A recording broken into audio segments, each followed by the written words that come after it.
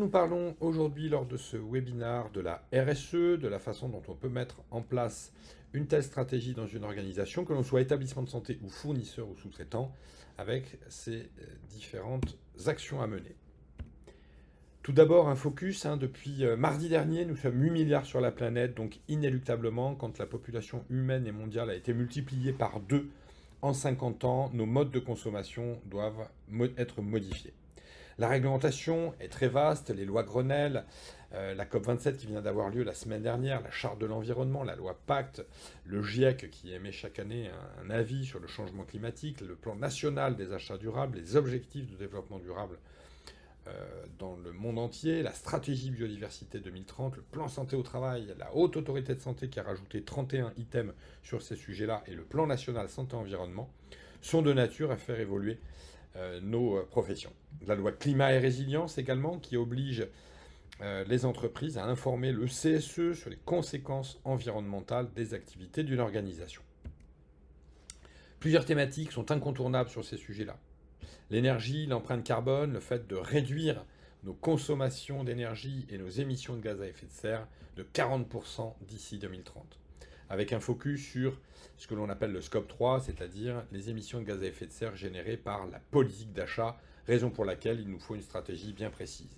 Notamment celle de la revalorisation des matières résiduelles pour permettre de réduire l'usage unique, que ce soit en alimentation pour les nouveau-nés, pour éviter de jeter 9 millions de nourettes par an, le verre médicamenteux, le métal à usage unique, les métaux précieux, l'or, le platine et l'iridium, et également le gaspillage médicamenteux.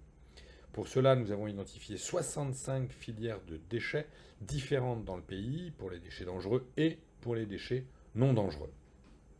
C'est également la création d'une politique d'achat responsable qui permet d'identifier des produits innovants et moins impactants, des communications en interne à faire, par exemple celle-ci qui a été faite dans un hôpital où tout dispositif médical est mentionné avec le tarif, avec sa provenance et la valorisation.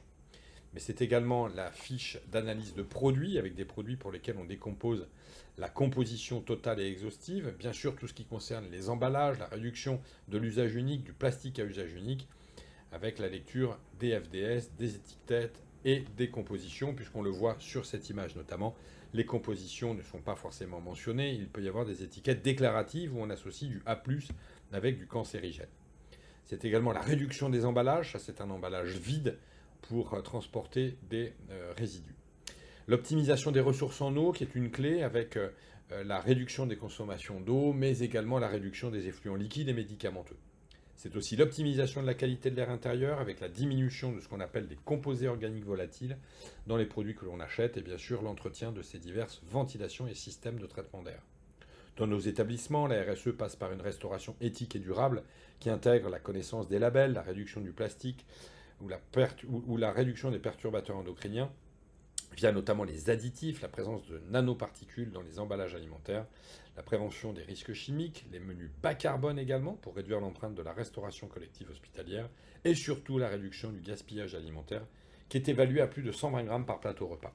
La RSE, c'est également la prise en considération du bien-être, de la santé, de la satisfaction au travail, puisqu'on sait aujourd'hui pertinemment que les jeunes sont prêts à renoncer à postuler dans des entreprises qui ne seraient pas engagés sur ces sujets-là. Il existe donc des outils, des paramètres permettant en ligne de calculer le bien-être, la satisfaction de collaborateurs dans le secteur de la santé, avec des analyses qui peuvent être faites, comme vous le voyez sur cet exemple, service par service, pour monter un plan d'action qui soit adapté à chaque service. On a également dans ces grands programmes RSE et dans le plan national santé-environnement la réduction des nuisances sonores, qui sont sous-estimées en France, une stratégie relative au numérique pour choisir des modes de numérique, notamment au travers de la haute autorité de santé, qui soit le moins impactant possible.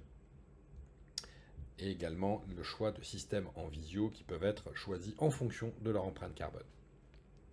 C'est bien évidemment aussi intégrer l'éco-conception des pratiques des bâtiments et des soins, avec des résultats très spécifiques où l'on est capable de mesurer la consommation d'eau, la toxicité environnementale, humaine, le changement climatique, l'épuisement des ressources et les surfaces de terre occupées quand on réalise un soin. C'est également peser les déchets générés, directs et indirects, la consommation d'eau, la consommation d'énergie, la consommation globale de dispositifs médicaux.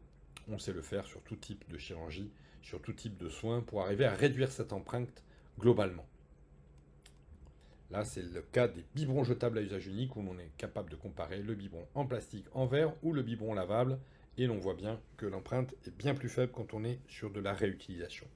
La RSE, c'est également la mobilité, le fret, la mobilité douce, la réduction des transports, puisqu'on sait pertinemment que le parc automobile français a augmenté de manière colossale sur le siècle dernier.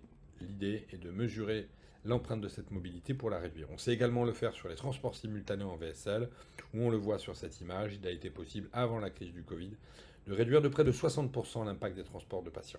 La RSE, c'est aussi la prévention des risques émergents en réduisant les risques de contamination aux produits chimiques, notamment avec la suppression du formol, qui est un produit cancérigène, mutagène et reprotoxique que l'on peut supprimer à 100% dans un hôpital et la CAP est en capacité de vous accompagner là-dedans. Alors la RSE, comment s'y prendre? Eh bien, c'est tout d'abord la mise en œuvre d'un scoring THQSE, très haute qualité sanitaire, sociale et environnementale, qui permet de définir un plan d'action et l'évolution de ce plan d'action dans le temps, puisqu'on le voit sur cet exemple d'une société qui en quelques mois a réussi à mettre en œuvre un plan d'action et des indicateurs extrêmement précis. Cette démarche peut également se conclure par une labellisation des établissements sanitaires, sociaux et médico-sociaux, avec une cartographie nationale qui est en ligne pour signifier quels sont les établissements les plus engagés. Alors, la RSE, la santé environnementale, est-ce que c'est une priorité? Eh bien, c'est à vous de voir. A priori, c'est un facteur d'attractivité majeur.